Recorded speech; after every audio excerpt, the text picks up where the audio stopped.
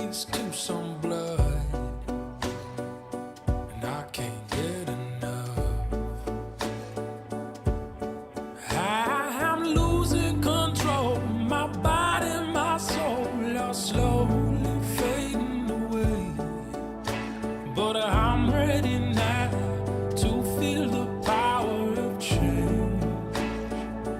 I'm my mother's child, I'm my father's son.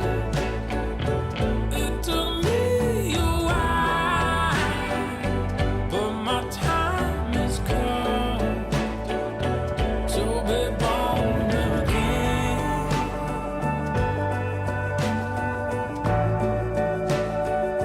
To be born again.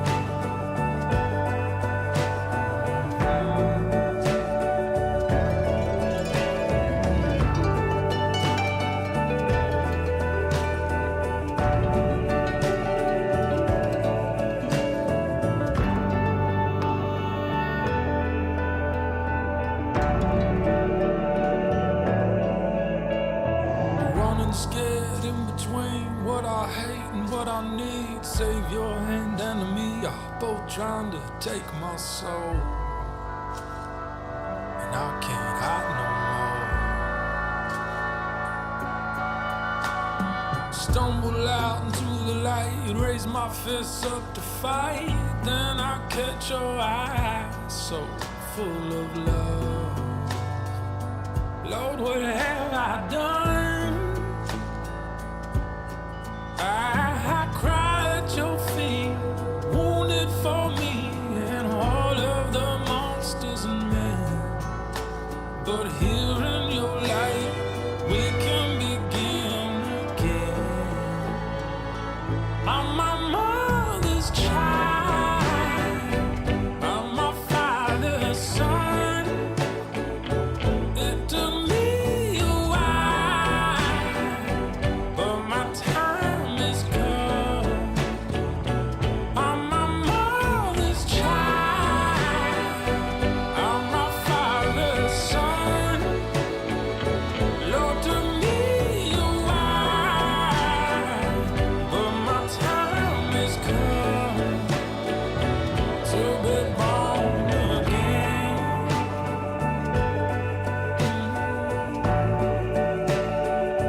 To be born again.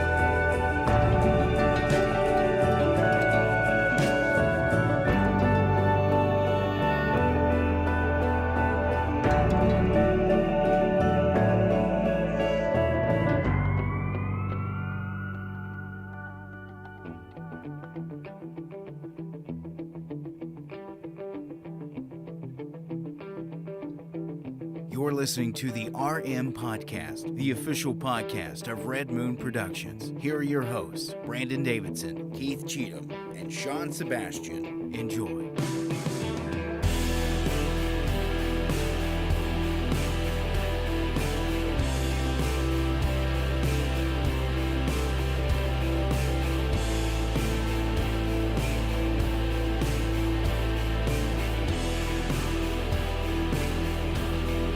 Going my way. That's right, guys. We're going our own way here on the Red Moon Podcast. Coming to you again for another fantastic week. I am one of your hosts, Brandon Davidson, alongside our normal new host, Sean Sebastian. and Keith Cheatham. and returning again for another special guest appearance. That's right, guys. The big beautiful beast right here next to me, Mr. Oh, Jacob Burris, I'm listening. There it is. Oh, I love it every time. For those of you all who do not know, that is a reference to the fantastic classic series Frasier. Frasier. So if you all do not watch Frasier, well, you're just uninformed and uneducated. So go and watch Frasier. I don't know where you can find it. Uncultured. Uncultured is absolutely a perfect way to put it. I guess it's still on Netflix. It was is. for the longest it's time. not? Not anymore. What? Oh, Would they remove really? it? They removed it? It's been a while. It's been a while, Has but they it? did. Because I pick it up every now and then. Yeah. And now that I know I can't pick it up on Netflix, I'm sad because You'll pick borrow it my up somewhere. somewhere, yeah. There's Amongst other the plethora of streaming services. there's You'll find some it way to somewhere. get. Well, Frasier now out. that's. Oh no, was there something on your mic? Yeah, it's like there's a big, hair. hair on there. Do you know if Cheers is still on there? Because they both were on there. I think so. Okay, because I watched all of Cheers and went into Frasier because it's a spinoff. Right. Because I love Cheers is one of my favorites, but now I'm sad that Frasier's Well, not on and it's there. like it now. What I find myself doing is going to Google and I just type in what it is I'm looking for, and it'll and I take just you- it it tells you. shows me tell you like who's got it. and it'll say this subscription service like included or for Free. $3.99 Yeah, or free, yeah. and it's just it's I do such a that crap too. shoot. I mean, that is one thing I will give Apple TV. I think Roku does it too, where it's like an all-inclusive search. Yeah, you could. Do they? Roku Yeah, does okay. do that because my sister does that. She just types in the search bar And then it automatically every service shows that's you. on, It is. it'll pop It is up, weird yeah. though. Like I've found because I've had Amazon and I've had an old Apple TV, and the Roku seems to be the only one that doesn't push any certain content above. Like Apple pushes iTunes. Yep. Theirs are the first ones to pop Yeah. up, and Amazon, of course, tries Is to get pushing you theirs. to buy or rent theirs. Prime, yeah. Yeah, from Prime, and then it shows the others last. But Roku's pretty good about not being biased on who they send you to. So I guess like because that. I guess they don't really have a Well, you can rent stuff through Roku. So Yeah. Well, they you can? could. Okay. So they Oh, could yeah. be like, "Hey, rent it from us," Yeah. but they Okay. don't. It does pop up because I've seen my sister. Maybe do their that. servers will be stressed. I don't know. Or maybe they're just the true I independent. mean, they option. are the leading streaming device. provider. So I mean, Who knows? It's a mystery, but there's a plethora of content and there's a plethora of ways to the get it leading now. streaming service that doesn't have HBO Max or Peacock because Oh they yeah, both Sean, you stink. were just arguing about that again before the show. I'm and very salty about. I want you not to having continue to HBO share Max. your grievances because it's. Well, I mean, it's just that there's all kinds of good things that seem to be slowly coming out onto HBO Max, like the freaking Justice League movie that everybody's wanting to see, the Snyder Cut, and I'm gonna have to watch it on my phone, streaming it to my TV, or I'm gonna have to watch it on my PlayStation through a clunky app on An there. American Pickle just launched on there. Yeah. It's got lots of and I mean it actually has a couple of original series that are pretty American acclaimed Pickle too, was actually so. the one that I was most interested in when I saw the trailer, and I Yeah. thought Yeah. it was going to be a series. It's just a movie. It's a movie, Yeah. yeah. But I'm actually that It's was on- one it's where I on was our like, Plex. Yeah. okay. I mean, I can go didn't see it somewhere else. I declined the screener because I can play HBO Max on my TV. Yeah. But Sean got the screener because he didn't want to have to watch it on his phone. So. Well, that's completely understandable. Look, we get screeners all the time. So I mean, I've got a mail drop at our 20-story building here at Red Moon headquarters. Yeah. and they're just constantly coming in. We got a whole mail room red dedicated. mailbox. Yeah. Yes, Yeah. it's the red box. It's the red box. It just comes here now. All right, guys, we have got a fantastic show for everybody. We got our relationship segment this week. Oh, ooh, that's right, relationships. How much does humor impact a relationship? We're gonna dive into that. But we've also got another Best Picture winner, an old classic.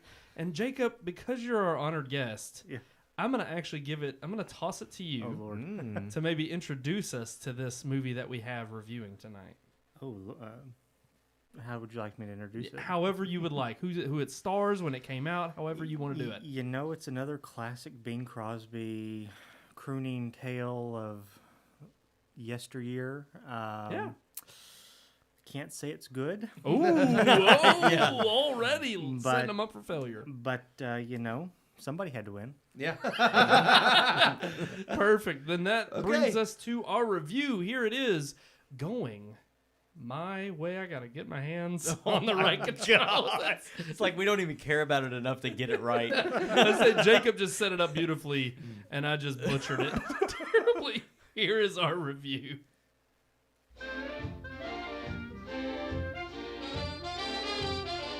The 17th Best Picture winner brings with it one of the most iconic entertainers of the era. Bing Crosby. While already famous by this point, Going My Way marks the film that would cement Crosby as a leading man who could draw audiences in to see a film. Directed by Leo McCrary, who had until this point only been known for popular comedies, Going My Way would see McCrary start exploring more religious themes. When Father Chuck O'Malley is transferred to St. Dominic's in New York from East St. Louis, the current priest, a more traditional and conservative man, Father Fitzgibbon, played by Barry Fitzgerald, immediately takes a disliking to him. O'Malley's more casual style and laid-back attitude is a cause for concern for Father Fitzgibbon and rubs many in the community the wrong way. Over the course of the film, how Father Fitzgibbon serves the community versus O'Malley's way of handling things is juxtaposed against each other, with O'Malley's ability to adapt to each unique situation and handle it in its own way, as opposed to Fitzgibbon's rigidity, proving to be a success. Unknown to Fitzgibbons, O'Malley has been sent by the bishop to take over St. Dominic's and get it back on track. As the film progresses and Fitzgibbons discovers his fate, a friendship between the two priests emerges, allowing O'Malley the chance to help St. Dominic's parish. Crosby as O'Malley is charming, witty, and talented, showcasing why Crosby's career would only continue to grow.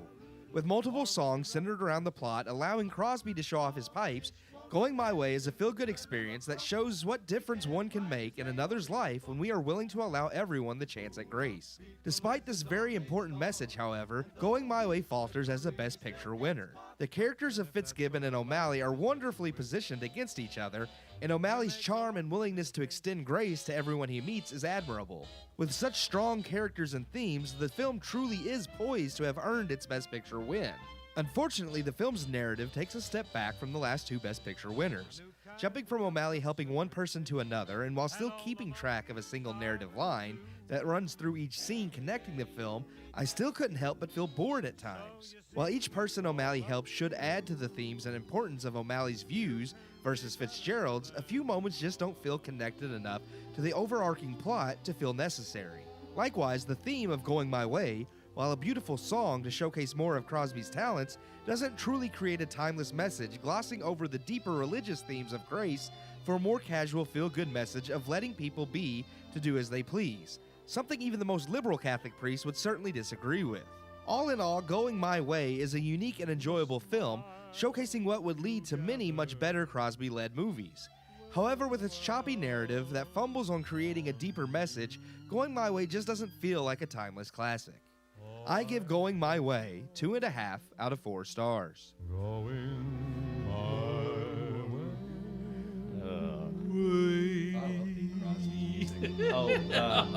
Oh, Jacob is saying no. Jacob, It's your over. little girl said hi, Daddy. Hi. Love Marley. Love you too. Yeah, hold on, say it one more time, right in the camera. Love you too, Marley. Aw, saying hi So to his daughter. sweet. It's so That's gonna be It's the, funny 'cause- that's gonna be the nicest thing that happens for the next few Yeah, minutes. I know that there's a delay over our live show and our feed, and it was just funny because he's looking in the camera going, "I love you too," but then on my screen he's going like that. And I was like, it's like dang. that's not for you, Marley. like Vicious. Vicious. Thankfully, they hear sound, so they know what you were referencing. But Yeah. no, Jacob, I think you kind of sum it up for all of us there with your thumbs down. But you started out like, I think we're all on the same page here about. Yeah. Yeah, I mean, I like how Keith said, this narrative that's jumping, because I didn't know, as I've said before, like when I've been on, I like pace. It has. Oh God, that was oh my God. that scared the shit out of me. So sorry. This is That scared me bad. I forgot to hit pause because that we are having technical difficulties. This movie was I give this episode 1 out of 4 no, stars that's- already. apparently our opinion of this movie is They're so just poor. like, it's so bad. We're just moving on to headlines, okay? It's simple That gave me as a heart that. attack. Literally. I did Scared too. everybody. I'm listening to Jacob, who has this very nice Calming mellow voice. Yeah. Yeah. And then all of a sudden, and I was, Turn that back. anyways, Jacob. Sorry. No, it's all good. Please continue, Jacob. So like, It won't happen again. no, so he says. This like jumping narrative. I was like an hour in, and I'm like, okay, I don't, Where's the plot going? yeah, where's the plot? Like, Yeah. I don't know. Is it just a nice priest just doing his priestly things? Is Yeah. it some sort of war movie that I don't know is going to happen yet. You know, I just didn't know. And then at the end, I was like, I still don't want to know because it's that bad. It didn't give you any drive to want to Nothing. continue. Yeah, I the mean, story. Yeah, It ended nicely, but Yeah. I'm like, okay, that's feel good. Yeah. Pat on the back, you know, go priest. And that's really all it was. Like for me, It's is a that feel-good story. It was a feel good story that didn't Yeah. really have any depth. What I compared it to, like when I watched it, and I got the same feel as far as having like the austere, rigid, like always done it this way, can't change, and then the more even though they don't touch on this, it's basically what it was, the idea of if you extend grace to everybody, you can Yeah. help more people. True. Yeah. And they didn't really go into that theme. Instead, it was just that, well, go your own way, which could mean anything. And I mean, I know that's not exactly what they meant in the movie, but it's kind of a dangerous idea of that doesn't really mesh with Christianity or Catholicism. Right. Like, do whatever Yeah. you want to do, which I know wasn't exactly his point, but it's Yeah. like I was gonna they say, never really clarified. I wanted so- to piggyback off that just because, and I agree with you. Yeah. I don't think it's necessarily a great message, but I only gave it a little bit of a knock for that, only because I was thinking at the time that this came out, and at the time the culture that was very much Americana at this point, the Catholic Church Was strong, and just yeah, churches yeah. in Yeah. general were a very strong part of the culture. So I didn't think that message would get too frayed or carried Yeah, away. yeah, back but then, I did like what you said before we hit record on the show, which was you brought up another great movie. Well, that's what I was about to Yeah, tie go- into. yeah, go ahead, I yeah. was saying, like, what it reminded me of was Doubt with Meryl Streep and Yeah. Philip Seymour Oh, Hoffman. such a better because movie. you had Yeah. the austere, by the book, it has to be this way, and then you had the priest that was like, well, like again, if you extend grace to people, it doesn't have to be as rigid. Yeah. You know, you have to show them compassion to help them change their ways. And to me, that movie really, which of course it is a more modern film, but it still dove into like those themes. Whereas this movie, like even though it kind of played around them, was just it's at its very core was meant to be a feel good film. Yeah. And that's not necessarily bad, but I just felt like with the lacking narrative. Not having a clear direction, and then again not having strong themes either. I was just like, there's the only thing that you can really give the movie is Bing Crosby's performance and singing, yeah. which everybody already knows it's Bing Crosby. They know Yeah. he's talented. Yeah. Like every movie he's in, he does this. He sings and plays the Yeah. part. And in fact, a year later, Blue Skies comes out with him and Fred Astaire, which is a much better. I love that movie. If you ever heard the song "Putting on the Ritz," it comes from that movie. Oh, okay. And yeah, it's a really good movie, and it comes out a year after this, and it's just one of those things where it's like there's much better Bing Crosby movies. Yeah. yeah. But Sean, what about you? What thoughts did you have? I told you while we were listening to the review, like I really struggled to just give it 2 stars. My wife and I both sat down and watched this. It took us 2 nights to watch it because we got bored with it each night. And it was like the second night, I was like, we're going to finish this movie. And she was just like, I don't think I'm in on that one. So I ended up watching the second half of the movie by myself. But I So agree. she didn't even make it through the whole She didn't movie. make it through the whole movie. No. I agree with both Jacob and Keith. The narrative was, I didn't know what it was. What is the plot? What is the story of this movie? There's 12 different stories going on in this movie. And I kept waiting for it to pick one and see it to fruition, and it never did. I kept waiting for the old priest to die. I kept waiting for this the young girl that he's trying to get through to, and he's a little disappointed that she's fallen into the arms of this banker's son and all this stuff. And I'm thinking she's going to turn around. She's going to change her life around and start going the right way, and maybe not necessarily go back to her parents, but at least she's going to become part of the church in some way. I was really upset that the movie, like there's the scene where he goes to her apartment, this new fancy apartment that she's living in, and he starts playing the piano, and that's when he sings the song Going My Way. Yeah. But he tells her, he tells both of them, like, everybody thinks church is supposed to be this, dun, dun, dun, and then he says, but it can be fun, and it can be more like this, dun, dun, dun, dun, dun. And I was like, "That, thank you. There's the story. Yeah. Here we go. Yeah, This is yeah. where we're going, Yeah. and this is where I would like for it to go. Yeah. Right. That you can be upbeat and funny and have a sense of humor. Absolutely. And at church, you don't have to be uptight like you said. The Catholic Church was wound pretty tight in that time, and It knew its influence it Right, had. right. And yeah. I do think that's the theme they wanted to go for. But it They didn't just go weren't there. Yeah, they No, weren't clear on it. It never Yeah. did. Yeah. And Right. then it turns into the boys in the choir, and they're going to get Yes, famous, yeah. and all of this stuff. And then everybody miraculously can sing a song and pay for everything. that they need to pay for. And then as soon as that's done, the church burns down. And there's, I mean, I'm just, okay, honestly, I really yeah. just could not get a grasp on what this film was supposed to be about. I did think his performance was really good, and the older priest, what was it? Barry Fitzgerald. But what was his name in the movie? Fitzgibbons. Fitzgibbons. Yeah. I thought he was really good Yeah. for his part. And there was a couple of moments, we're going to talk later about humor and how important that is in a relationship. Humor is important in storytelling a lot of the times too. And they did not nail any humor in this movie the way that it should have been nailed. Like there's the scene you said you walked in when you were watching them eat the turkey. Yeah. That was, to me, that should have been one of the funniest moments in the movie when he says, well, they found 9 of them. What about the other one? And they're sitting there eating it. And it spends like 40 freaking seconds watching him chew the turkey leg and look at it. And I'm like, the punchline's over, guys. Like, call cut and start the next scene. Yes. Every moment of humor in the movie fell flat. When he jumps over the bushes and then you see the priest later, like, trying to hike his leg up and thinking, I'll jump over the bushes too. Yeah. And it was like, that scene was so too long. Yes. And I couldn't find anything exciting or even worth talking about when it comes to this movie except the negative things. Yeah.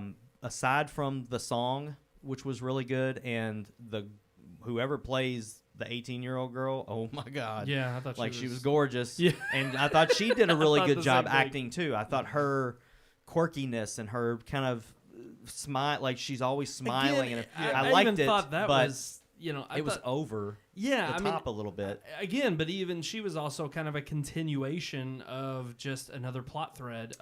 I understood all the like you said, the choir boys, the teenager that runs away from home, all these different moments where it's supposed to build him up as a different approach from what they're used to. It's not that they don't have respect for Fitzgibbons, yes, but they do have this kind of, okay, he's old school and obviously he's.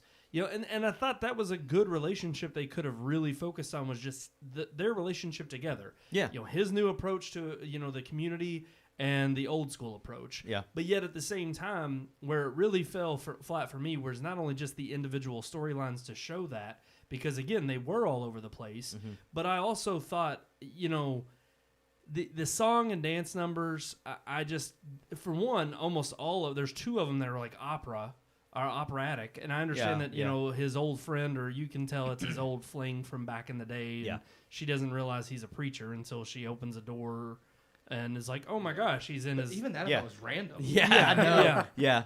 No, exactly, and that's that whole part of him meeting her and running into her, and I was just like, came out of nowhere. I was like, that along with like the fire at the church.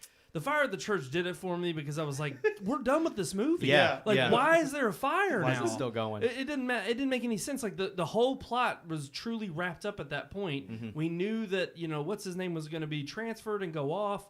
And I'm just like, okay, listen, this movie's over. We can be done with this. It's not over. There was literally 15 more minutes of them trying to raise money and show how good the community was, and they're going to rally behind the.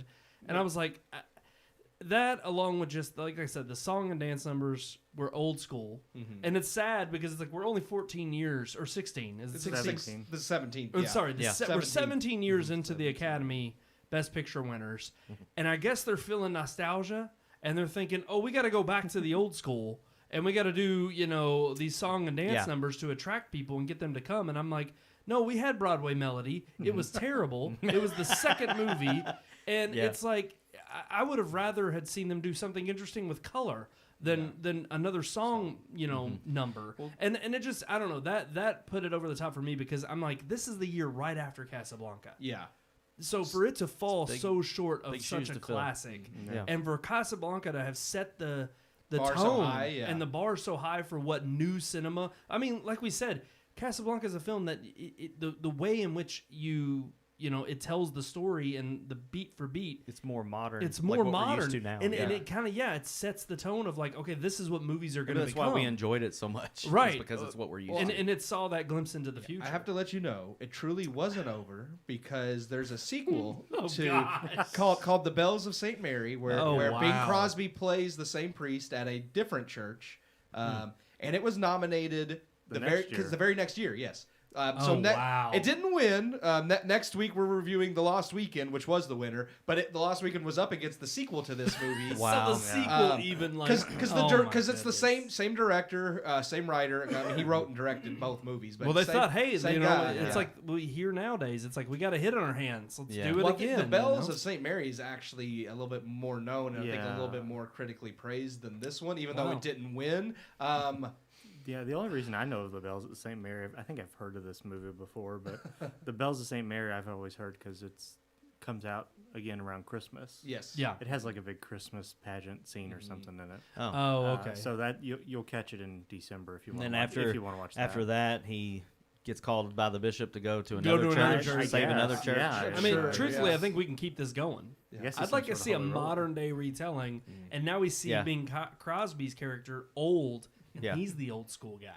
There we go. There we go, and now there's a new one. I'm telling you, Broadway, But Broadway. wait, Let's do a musical. he's Okay. dead. Yeah, Bing's dead. He's dead. No. I'm saying his character. Bing's CGI. character. Bing you could Crosby. CGI him, that's true. Yeah. We can bring him back. We don't need someone else to play. Well, why not? They can't match Bing Crosby. How about this? You do it with You Pharrell can't- Williams. They can't do. No, yeah, I want to see Pharrell Williams Michael W. croon. Smith. Yeah. Yeah, I want to. See, actually, it wouldn't be as good, but I could see Michael W. Smith trying to croon like Bing Crosby. Oh, if they did- it'd be terrible, but Yeah. I could see him trying. If they did a Pure Flix film of this, Yeah. I would love that. Yeah. What But they- the sad thing is, this is a movie that could very easily be remade. Oh, yeah. like No, it's easily. not a timeless I classic. mean, not Down at all. already has like. I mean, I know it's not the It's a same more story, serious- but yeah, I yeah. mean, again, you have that very straight laced, and then the more liberal idea, and then Well, I and it's mean, interesting because I would agree. I think Doubt is such a better story. But even it's interesting because that thinking, 100 years from now, if somebody else is looking at Doubt and they think it's too in the now, Yeah. in terms of the content that was going on culturally with the it's church. still better than. No, I know. I'm agreeing with you. I'm just saying there are certain things where it's like I'm not saying it's a terrible. It's not. It's nowhere near as bad as Cavalcade and Cimarron. Oh no. It's nowhere near as bad as that. No. But it's not. There wasn't a lot that was yearning for me to continue to watch. Nothing about it marked it as like this is the best film that Yes. came out that year. In fact, I know it wasn't because me and Jacob were even talking about It was up against Gaslight, which is a Gaslight. better film. Yes. Ingrid Bergman actually won the Oscar for that one. Yeah. Yeah, much better. Much better. Film. And Double Indemnity with Yeah, Fred McMurray, Barbara Stanwyck. Which I haven't and seen everything. that one, Yeah. but I have Which heard is- it's Which good, yeah. interestingly, the 18-year-old in this movie is also a lead actress in that movie. Oh, I'll have to watch that. Indemnity. Oh, okay. Yeah, I mean, That sounds interesting. I mean, Double Indemnity is like a classic '40s film noir. See, that high sounds contrast, already black, more white, interesting. Yeah. Yeah. And it is really good. I mean, I was looking because I always like to see who they're up against. Was it this? Yeah. Was it this one or was Yeah. it this one? Yeah. And I would have picked either one over Over this one. this. So yeah. I'm just wondering because like when I was on a couple weeks ago and then this week, the two that won this week and then 2 weeks ago. Oh gosh, I forget. it was Miss Miniver. Mrs. Miniver. Mrs. Miniver were both the highest grossing for the year. So I don't know if that was their they had the biggest sales. We're Well, gonna- and I we was going to talked say, about that. we've Yeah. talked about how Popular early movie, on yeah. that was kind of the trope was the more successful film was the most popular. It Yeah. did win because of that. Yeah, but to Whereas be now fair, that's not the Mrs. case. Miniver and Casablanca were both good movies, though. Yeah, I agree. Mrs. Miniver wasn't as good as Casablanca, Yeah. but still, Yeah. like I can understand why they won. This one, I'm just like, there wasn't anything really Yeah. in this that. Yeah, and I mean, based on Leo McCarey's credits, he did Duck Soup with the Marx Brothers, which is a classic '30s screwball. Yeah, It's he good. started off and was most famous for doing popular screwball comedies, Yeah. and then he went into this more like religious theme with religious movies such as this. Yeah. and he was popular for those too. But Yeah. but I mean, so far from what I've seen, it's like maybe he was popular for them, but Yeah. this is not a good example. If maybe they got better, I don't I was know. gonna say, it just has to be the time. Yeah, The sad thing is, I still think these, I guess, Christian-oriented films for back then are way better than what we get today. Yeah. Okay, to be Just fair, saying, I would rather watch this again than God's Not Dead. Of course. Yeah. I'd rather watch Puke Drive than God's Not Dead. That's funny. But Yeah.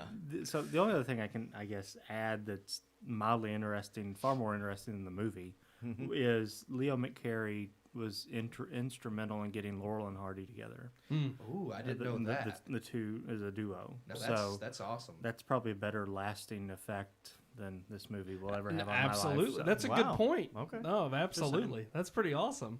See, That's why him and his notebook come around. I'm telling you. Because he's got all this. I was Exactly. more of an Abbott and Costello fan, but Laurel and Hardy are great. Oh, yeah. Just saying, this is why. I mean, you don't get Tinseltown trivia the way it used to be, so Jacob's got to bring it on here, and yeah, he's doing it for us. Thank you, now. Jacob. Thank you so You're much.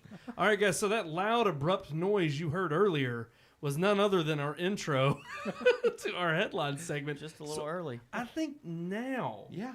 is maybe the time Okay. to do it. So let's do that now.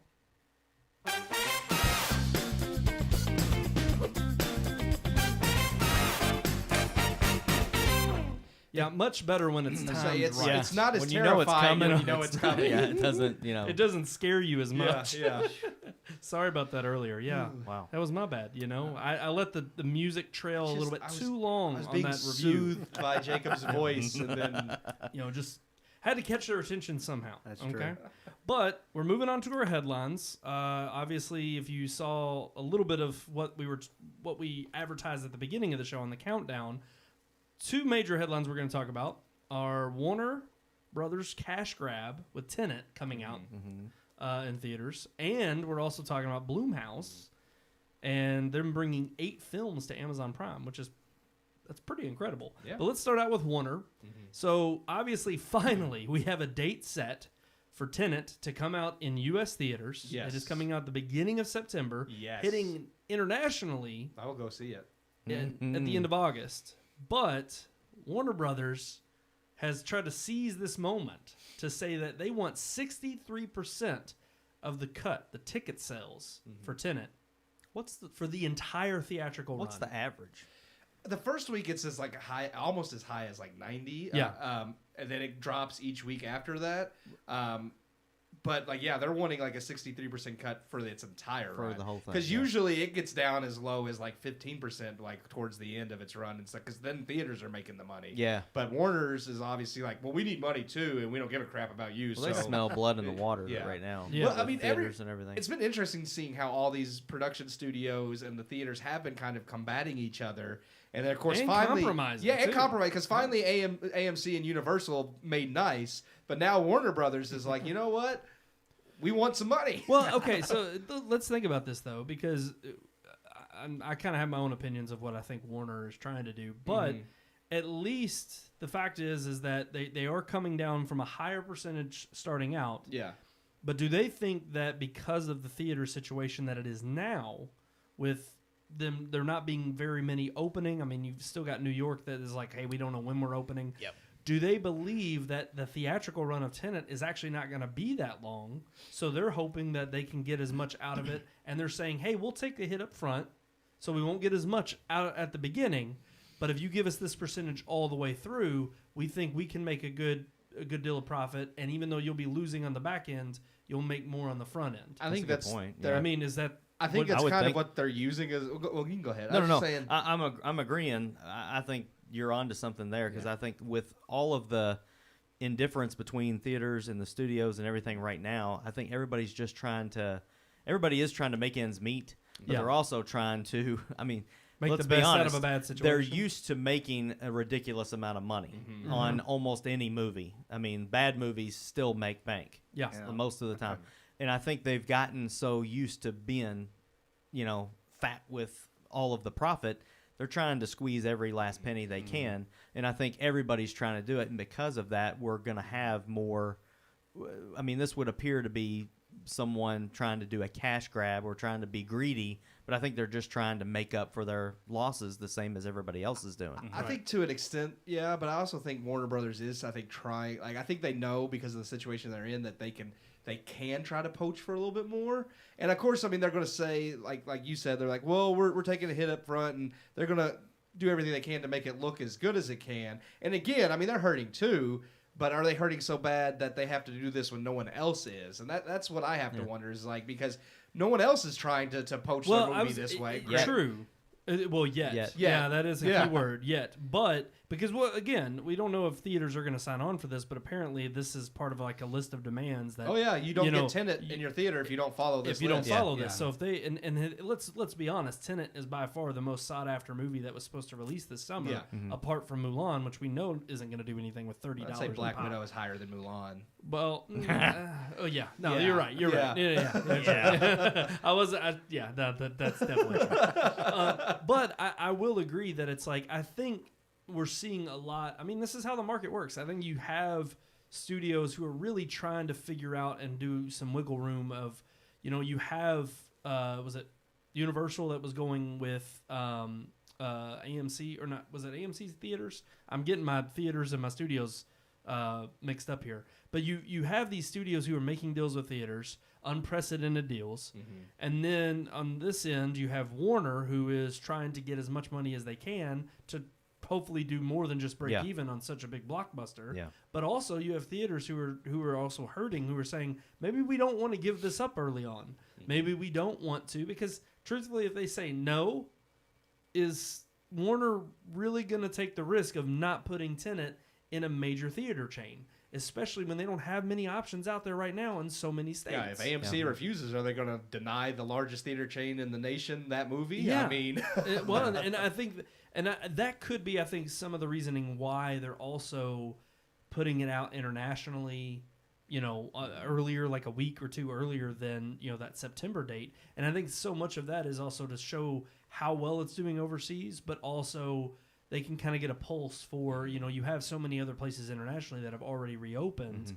And I mean, it's kind of one of those instances where you're like, if we can see how popular this movie's going to be, and then it comes out in America the next week, then maybe we'll know about what it is our gross is one going to thing be. I do like I will go to bat for Warner Brothers. One thing I do like that they're doing is, obviously, since like you can't have these massive midnight premieres like they used to, Right. they have stated that they're going to allow theaters, like special screenings like before September 3rd when it releases. Like you like if you Good. your biggest like with AMC they have IMAX, so like your biggest theater you could show it once, like one time on one night of like whatever they choose or whatever, like. And I think it's like 2 or 3 different screenings on separate nights that people can go to before it actually goes nationwide September 3rd. And that's kind of to make up for like the fact that you can't do a midnight premiere. And I was like, that's kind of cool. Like if you can get to an early screening before everyone else. But outside of that, I'm just really wondering. And again, I understand if Warner Brothers is really hurting, they may have to do this. But I just have to wonder, is like, how bad are you hurting compared to these other studios? Yeah. See, So I think it's a long-term play to benefit them on the end. Because, okay, they will take the hit up front with upwards of 90% or whatever the first week. But as things are generally reopening and staying open, it's not like, you're open and things are shutting down and, that sort of thing. It's like, it's a big movie. It's going to be in for, in theory, a while.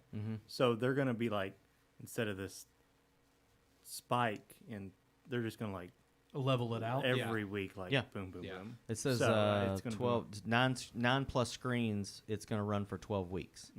That's a long time. yeah, That 12 is well, and 12 weeks is months. a well, especially at Yeah. 63%. Yeah. well, and So- that I was going to say, and I think you're right, Jacob. I think you're leading on to something, which is they're taking the risk, but they're hoping that only as the year continues, more and more theaters are going to open in other states that are going to get Tenet in there, which is just going to give them even more profit. Plus, you look at the fact that it's like, we don't know, when New York or these other states are going to open, but also we do know what the slate of movies are going to be when they do. Yeah. And if there's not a huge slate of movies, but they're old reruns, then that could just extend Tenet's longevity if more and more people are looking for a reason to get out there and go see it. That they also don't know, because this is coming out right when theaters are finally opening. They also don't know how many people are going to go to the theater straight away. Right. So if it's in theaters for 12 weeks or longer at 63%, they know, okay, people don't come back right away, but they come back when it's still in theaters and it's 4th or 5th week. We're still going to get that money. So like this is a way for them to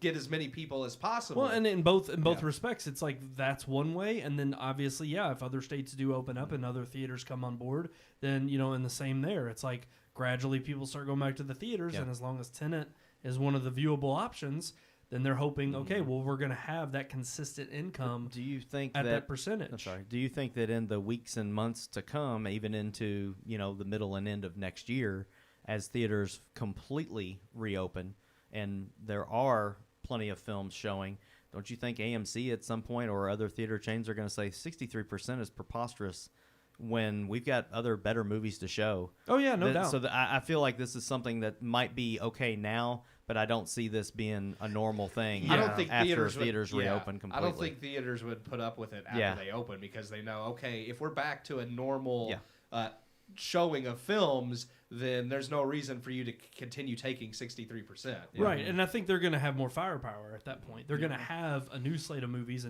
hopefully, most everybody's reopened by that point, the beginning of next year. We don't need Tenet. We have Jurassic World. But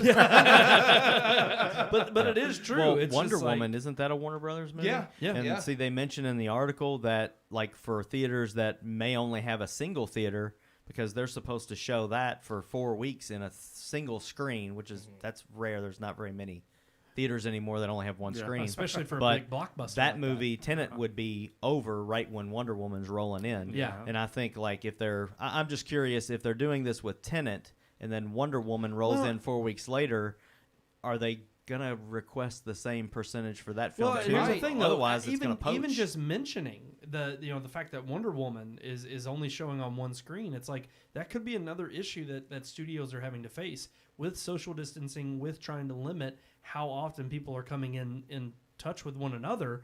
It's like, are they going to show only half their theaters in a megaplex? Instead of the Showcase 20, is it going to be the Showcase 10? Is it going to only show, instead of Tenet on 5 screens, which would be a normal blockbuster release, or at least 3, you now have, it only on 2 screens. It's on a main screen, and then you have IMAX. Mm-hmm. And it's like, it has to be on IMAX screens its whole run, from what I'm understanding. Okay. Because they're even requesting that the largest non-IMAX screen each week has to show Tenet.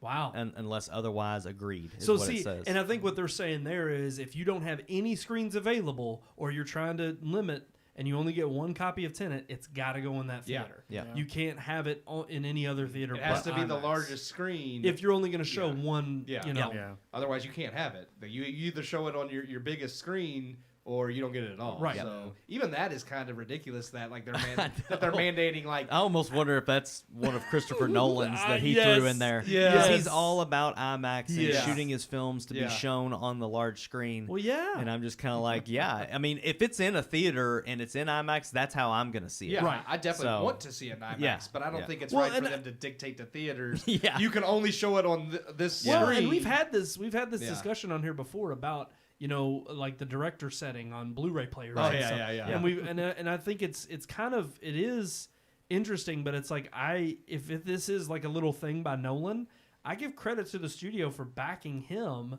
in a risky time like this and saying, this is how we prefer it to be shown. And I think too, they're also, again, they're standing on the fact that they want to make sure this is a visually stunning and impressive movie for people to come back to the theater. Yeah. If they just come back and they're getting the humdrum, old school movies that they're just like, hey, we just want to get you here and get your butt in the seat. And a lot of people may enjoy that early on, just to get back out and about, but they may not stay for that. And so I think they really want Tenet to be this landmark movie that really kicks off people going back to the theater. And that's one of the reasons that I don't think that this is as greedy of a move as just reading that stipulation alone and the way you just explained it. Yes, they're proud of this film, right? And they want it to be shown and seen in the way that it was shot and in Christopher Nolan's through his eyes, through his lens. And it's like, if they're that proud of it and they want it to be, like you said, this landmark movie that brings people back to theaters,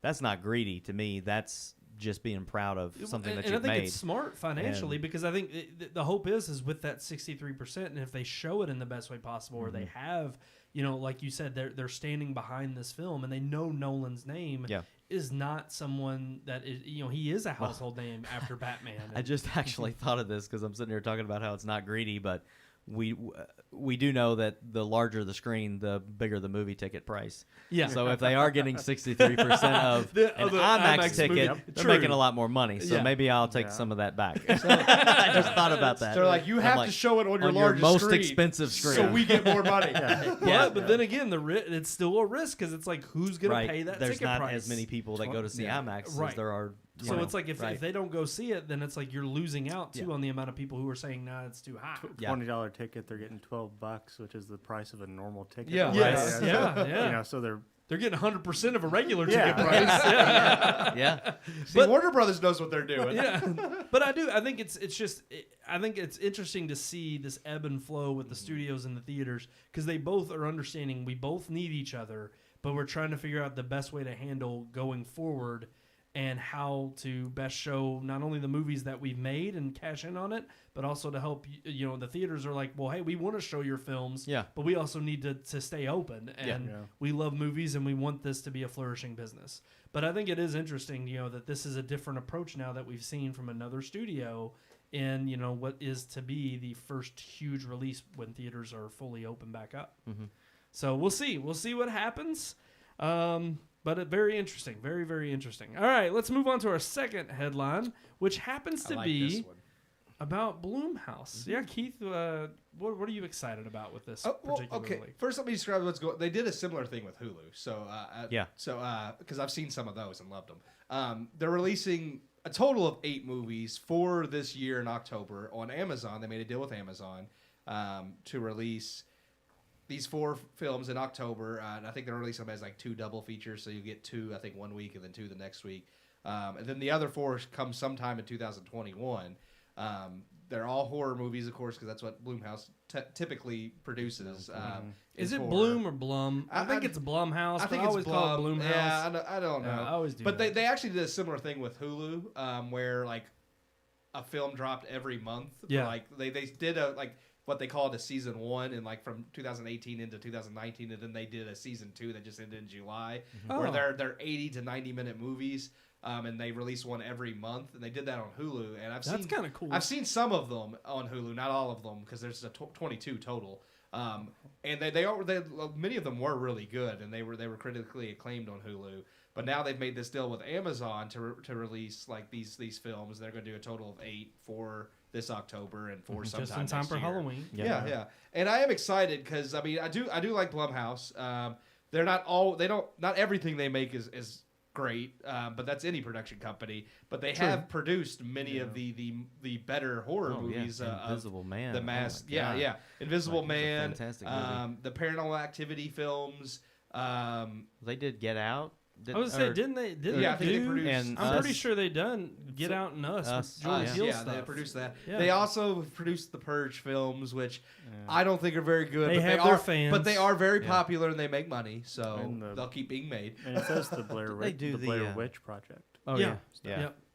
Which the thing is, though, what I find interesting with Blumhouse is we've talked about them before and how incredibly successful they are.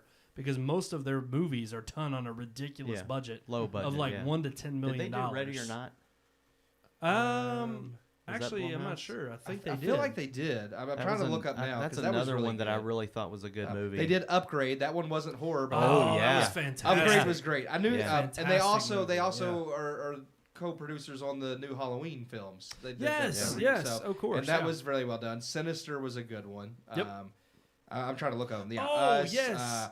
Have they done Whiplash? I forgot about Whiplash. Oh, dang. Because not everything they do is horror, but they're all Whiplash was independent, smaller fantastic. independent films. Yeah. So I mean, Happy Death Day. So yeah, I mean, those are some. They do have a very good list. Looks like they did Ready or Not. I might be wrong on that one. Yeah, I didn't see it in there. I'm actually going. That was one that I really thought they did, but I guess maybe not. All I know is that for them to have made movies the Visit and Split. Yes, okay, they co-produced those with M. Night Shyamalan. Yeah, those are very good. Hush, I forgot about Hush. That was a good one. That was an Amazon Prime movie, actually. Or was that Netflix? Netflix. That was Netflix. That was Netflix. Neil told me about that one. That's a good one. Netflix.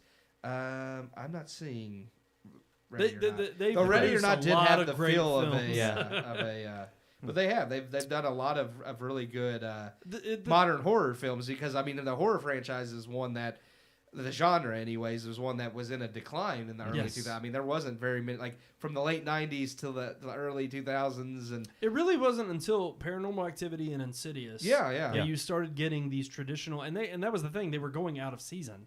They weren't doing just traditional. But even September, that October didn't come anymore. around till like 2010s. Yeah. So I mean, you had the whole like entire early 2000s, a decade and a half of just not very good horror crappy films. slasher flicks, if anything. Yeah. But I mean, you had suspense, but they weren't traditional horror flicks. Yeah. And then they came in and kind of resurrected that genre and started releasing these movies, in the early part of the year, where they were like, hey, it's usually dead during the early part of the year, and they've kind of, I think, been part of the reason for the resurgence in the box office early on in the year.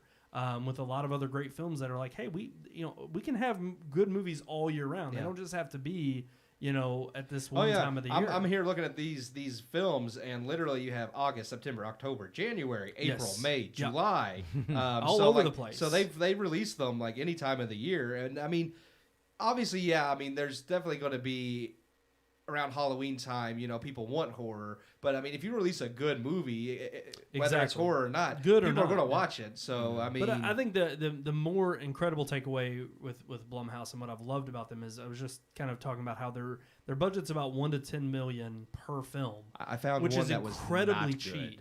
good. Which one? They produced the Benji remake on Netflix. Had to get it started somewhere. I was like, well, no, that was 2018, so that was recent. God. Yeah. Oh, I didn't even know there was another remake. I didn't either. Apparently, it's Netflix. On Netflix. Yeah, it's a Netflix original. I was like, okay. But what I love is that with that small production budget, and they've made incredible amounts of money on each movie they've released. Like we're talking almost like when you're grossing $80-90 million.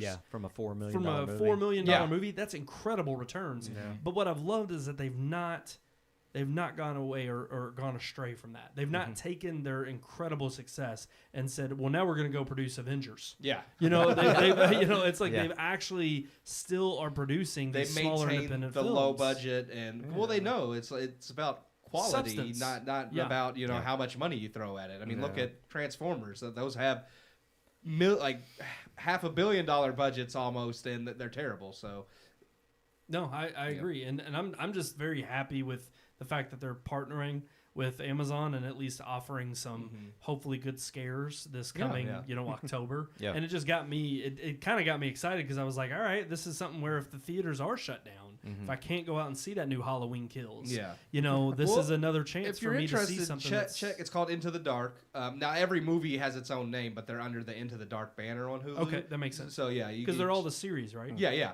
I mean, like they're each individual movies that have nothing. Well, actually, Season 2 has a sequel to one of the movies from Season 1, which is really cool. But I mean, they're all under the Into the Dark banner. It's almost like what Scary Stories to Tell in the Dark should have been. Yeah. In a way, So I mean, it's an really anthology series, but it's all under the same kind. And the best part is because like they are like under that anthology, they're only 80 to 90 minutes, so they are full movies, but they're shorter on the shorter side, so they're not hard to get through. Yeah, I just think it's pretty cool that Blumhouse has all of these movies up their sleeve. Oh, yeah. Like, I mean, if they can release 80 to 90 minute movies on Hulu and then another 8 on Amazon out of nowhere, like, that's crazy. It's that impressive. just shows you how many independent films that come their way for production, and then it's like, and I think we don't it ever shows see them in theaters. truthfully, when you're only spending, like Brandon said, like $4 million per movie, but and you're getting having the back. success. Yeah. Exactly. I think it allows them to cast a wider net out and say, well, now we want more talent. We want more people to come in. Yeah. We want to give those visions life, and we want to send them out to prosper. And a lot of that is what Into the Dark is on Hulu, are people who are kind of like, not necessarily first-time filmmakers, but it's their first shot at doing something bigger. That's what Black Mirror was with a shorter series, but that's exactly, each episode of that is a different writer, different director, different set of actors. Some of them pretty famous, like Bryce Dallas Howard's in one of those. Like, so there's some big Miley name Cyrus actors. is in one. Oh, I haven't seen that one. You gotta check that one out. Yeah. Trust me, it's didn't know about twisted. That. Is it? She on a wrecking ball? Well, it might as well be. Okay. Now I want to watch it. All right, guys. I think, yes, we're all excited about Blumhouse and what their offerings are going to be this October. So check it out on Amazon Prime. I think we are ready to move on to our very much beloved relationship segment. So let's Roll that footage. Let me tell you about the birds and the bees and the flowers and the trees and the moon up above and a thing called love. I'm as mad as hell, and I'm not going to take this anymore. I couldn't help it. We always do the at the end, and it's like, what if somebody was just ticked off? Well, that's humor. That is humor. Well-timed humor. That was like that, and that was a great segue. Yeah. I'm just saying that Yeah. was a fantastic way to set it up, Sean. Well, thank you. So, what is our topic about this week, Sean? Humor and how important it is in relationships. That's Did I word absolute- that properly? No, that's Yeah, perfect. I personally feel it's Say, very it's all- important. we always word it way different than the way Brandon Brandon puts it does, on the yeah. screen. I always That's hope true. I'm just like, y'all don't Sometimes ever go we back just and change watch. it completely. You know? Yeah, Yeah. And exactly like we did last week. Yeah. It had nothing to Nothing do with to that do lower with it. third. I like to think humor's fairly important in a relationship because it's mostly all I have to offer. So, but, no, I have other things, but I do enjoy humor. So, a humorless relationship is just. Well, I was gonna say, like, what is there? Yeah, what is there exactly. after? I mean, if you Yeah. don't, if you can't make, like, I If can you only. can't laugh with the person you love, then Yeah. like. Yeah. Well, no, Well, it's it's not not even even not even just a friendship. romantic. Yeah, exactly. Like with friendship, it's like one of the things that draws people together to even become friends is humor. Yeah. Or is their ability to just laugh or even make fun of each other. Like if you can't make fun of your best friends or anything like that, then what's the point? Like, Right. I mean, Yeah. Well, I'm not friends with you if I can't bash you. that's right. You all suck. What you all didn't understand But I was love that you. when I played that headline open earlier, it was to get you all to laugh Yeah. and join in and Oh. have. Oh, yeah, I see it what was- you did It there. was part of our humor segment. Wow, you you know? are a genius. Yeah. So yeah. Okay, I was hoping y'all'd laugh a little bit. Yeah, at he that. doesn't That was hear that terrible. often. Hey, oh, dang, What do they call it? Idiot savant? So that was Brandon right I'm there. the idiot. Just He- dropped the he- savant. Yeah. No, but it is. It's like I mean, yeah, friendship with your spouse. I mean, it is. It's kind of ridiculous to think. Like I was thinking about it. I was like, if you take away humor and it's like literally just drama all the time, or even if you just don't have any emotions and you're just mute, it's kind of like what is either you're going to be extremely sad and depressed or just stressed, and it's like you got to have some kind of way to lighten up Yeah. the mood Yeah. to make sure that you don't, you can get through the dreary times. Yeah, I mean, like, I'm not a big, like, I guess the big humor moment, like the gut busting laughing. I mean, I enjoy those, don't get me wrong.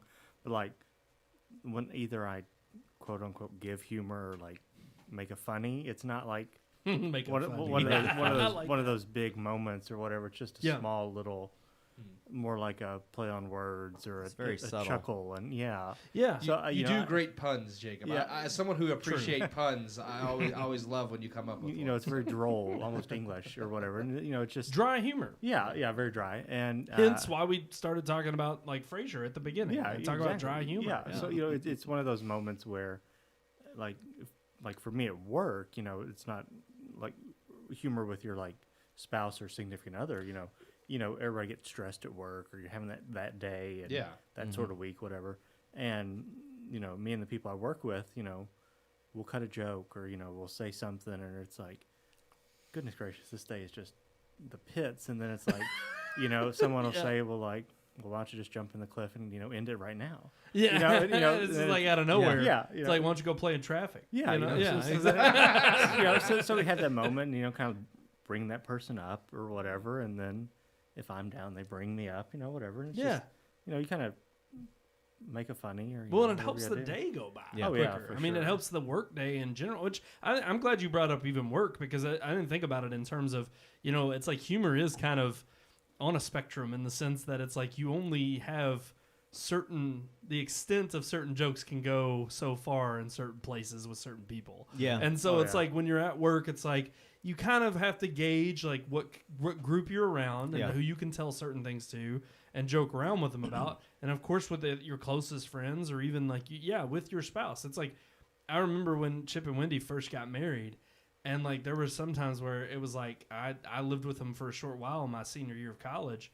And they, you know, and there were times where Chip would just be stone-faced about telling, you know, saying something about an actor in a movie. And I knew he was kidding and he was just dead wrong.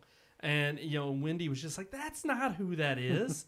and Chip would just look at me and she's like, she doesn't get it. Like, and it's funny because it was like, even seeing them, go from, a couple to married to then almost kind of blending in their humor together. Like Wendy's kind of more just very direct. She's more like, okay, if you say it's a joke and you tell the punchline, then she's going to laugh. Whereas Chip, it is much more dry, sophisticated humor. But to see them both kind of blend together and become like their humor bleeds over into one another, but it still shows you how important it is to have that sense of humor, or otherwise it's like it's just so bleak. Yeah. And it's like, what else does it stand on? Yeah. I mean, that's like Melissa and I. She's very different as you've noticed since high school. We are aware. Yeah. So, she's like the life of the party, the fun, outgoing, very direct. Yeah. I'm more standoffish in the back, like the pun or the wordsmith or whatever type thing. Yep. And she's always been like this, like even in high school. She likes to like just agitate me and not to like make you mad, but just like, so true though. I know what you mean. Like, oh, I'm not touching you or whatever. And it's like, so I'm like, I just blow her off and she finds it like fun. Hilarious. And then it just drives her even it's a more. challenge. Yeah. Yeah, she got to try to drive you crazy. In the car we're driving and she's like belting out some song. I definitely have no idea what it is because I don't listen to that sort of stuff. I mean, honestly, it's a comedy in and of itself. Yeah. I'm just picturing you two. It's yeah, so and great. she's just like, doing the jam in the car and I'm like, these idiots beside us think you're crazy. Like, what are we doing here? Well, that's half the fun. Yeah. Brandon used to fake fight in the car all the time, just so the people we would get the greatest reactions from people. We had one guy pull up beside us when we were pretending to fight, and he was like, "Yeah, kick his ass!" And we were like, he's funny. He didn't realize that we're staging this whole thing. It was like about some burrito at Taco Bell. Man. So there's a video of you all on World Star somewhere. Probably. This sadly would have been before that, which back in 2008. I wish on MySpace. Yes. Zanga. Well, in fact, actually, there's a band video now no longer on MySpace from it was Fuzzy. I don't want to go into the details. Oh yeah, but let's just say that wasn't even a bad story. It wasn't. It's just because I said the word "come" and no, literally, it's the only thing I can imagine, and I think they took it the wrong. I literally meant like "come here," but I just said Fuzzy said "come." And they took the video down, and I was like, wow. And I'm like, I guess that's but why. See, if it was 2020, they'd be putting it back up. Oh hell yeah, that's perfectly acceptable. Now. That's the only thing I can think of is why it got taken down. I was gonna say that's the most innocent thing you could find online today. Yeah. I mean, there's no just slight innuendo. Right. Yeah. But no, I just think it's interesting because I think there are different kinds of humor, and like you brought up, Jacob, just how opposites attract even, and how it's like her very brash in your face, like Jacob's shaking his head right now. Like, yeah, it's great sometimes, but other times I hate it. My goats. Which is funny because if Melissa's watching, I don't know if she is.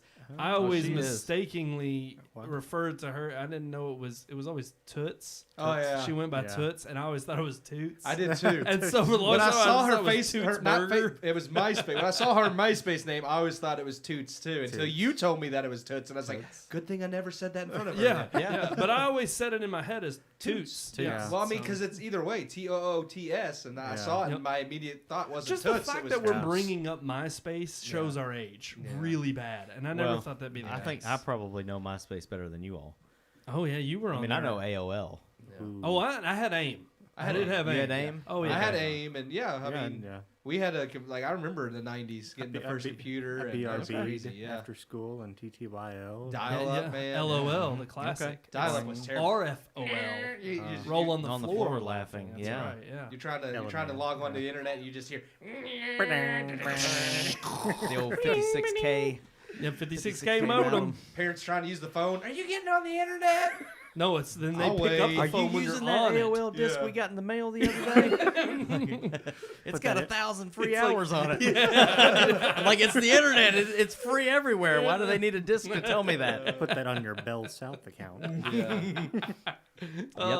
So many good ones. I'm telling you. But that's the thing. Like humor in general, I think, is absolutely a necessity for any relationship. I think if you don't have that connection, because that's the other thing. I've met people before where the humor just falls flat, and you don't have the same type of humor, and that I think tends to drag poorly on the relationship. It's going to dissolve if you don't get along, or I mean, it's one of those things that I think crucial things about getting along. And if you don't have things in common, and humor I think is one of those, then it's just not going to work out. I think it's eventually just going to kind of end up being, it's going to phase itself out, or it'll just be a really distant acquaintance. Yeah. But I absolutely think humor is by far a very, very important quality.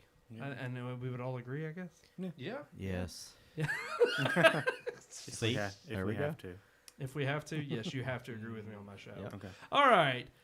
Our show. I'm just kidding. Our show. It's our show. Our show. He said that to be funny. What are we reviewing? Yes. What are we reviewing next week? Oh, I don't know, Keith. Why don't you tell us again? Because 18th Academy Award-winning Best Picture, The Lost Weekend. The Lost Weekend. That's right. Wait, that was at the lake last weekend. Yeah.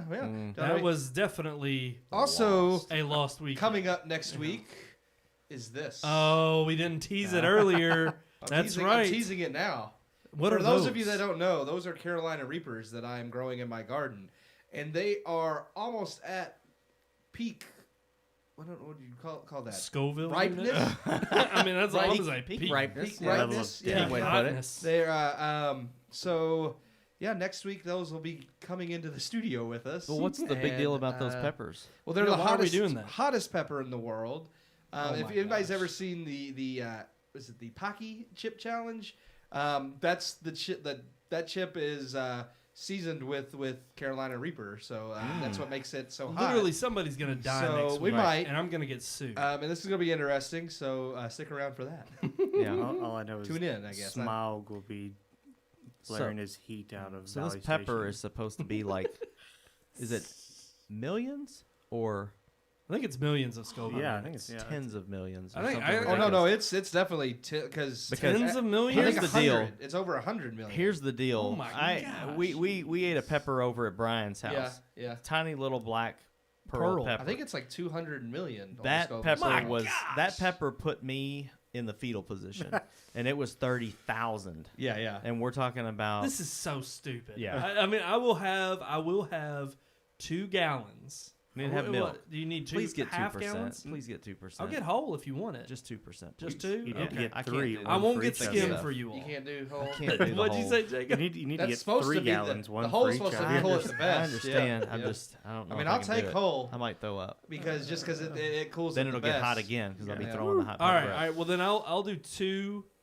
gallons. I can bring my own. If One, that's- okay, all right. if you need me to. You willing to bring your own? I'll bring a 2% Okay, gallon. Keith, I are you half bringing your gallon. own? Well, depending on I should be able to stop by the store on the way. And lip balm. Because I don't drink whole milk at home. I drink you got to skim. put lip balm See, I on. typically drink skim milk. So That I honestly I don't know how you're gonna do it. Well, that's just one thing I read online is that if you Okay, put the one was- Carmex or okay, chapstick on first, the one was if you lick your 30,000. lips, it won't burn. These are 2 million. That's what it is. Though that was 30,000. Yeah. Yeah, And this one's is 2 million. it's Yeah. it can get as hot as 2,200,000. I kind of pick half the jalapenos off my salad. I can't imagine. See, yeah, no, Yeah. I can't even. Like, Oh, you're doing it. no, Just Jacob's like, yeah, just right. for point of reference, standard pepper spray, you know what you spray in people's eyes, is in a range of 2 to 5 million. So these get as hot as Oh, it's pepper Pepper spray. spray. So you Yeah, literally are willing to handicap yourself for the show. yeah. Well, I'm not going to put it in We're, not my gonna put it- eyes. we're gonna wear rubber gloves. Yeah. Well, okay, Yeah. and should I'm I bringing some clarify- rubber gloves. Hold on, are we doing this at the beginning of the show, or are we waiting until our The Vices end, segment? the vices, yeah. Okay, Yeah, at the end. so we're not really going to see you all struggle completely. See, I'm actually kind of wanting to We can see do that. it at the beginning. We just may not make it through the rest of the show. Well, we Brandon may have be to- the one You might have to talking next carry week. the rest of the show. I was going to say I probably will So be. I'm willing to do it at the beginning. All right, I mean, Yeah. we'll talk about it next week.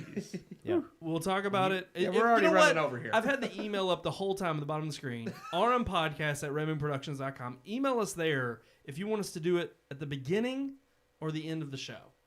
And you know what? If we do it at the end, we may stick on for a little while longer than a normal episode just to show you the effects. Well, we already know Melissa's going to watch. But she's ready. She's ready. She said she could be the special guest next week to save our lives if needed. She is a nurse. She is a nurse. So. No, please, Jacob, if you can, have your wife on standby. She knows CPR, can administer any drug you need. And honestly, I think honestly, if they're burning from heat in their mouth, I think if she just belts out with a High School Musical song, then that will snap it right out of it.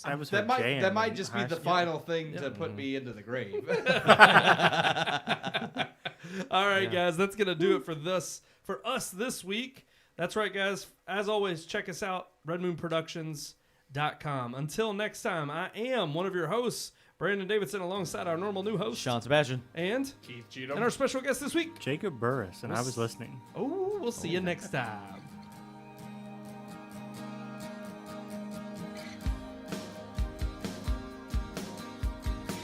We hope you enjoyed this week's episode. For more reviews, previous podcast shows, and everything Red Moon, visit our website, redmoonproductions.com. You can also like us on Facebook or follow us on Twitter by searching for Red Moon Productions, LLC. We'll see you at the movies.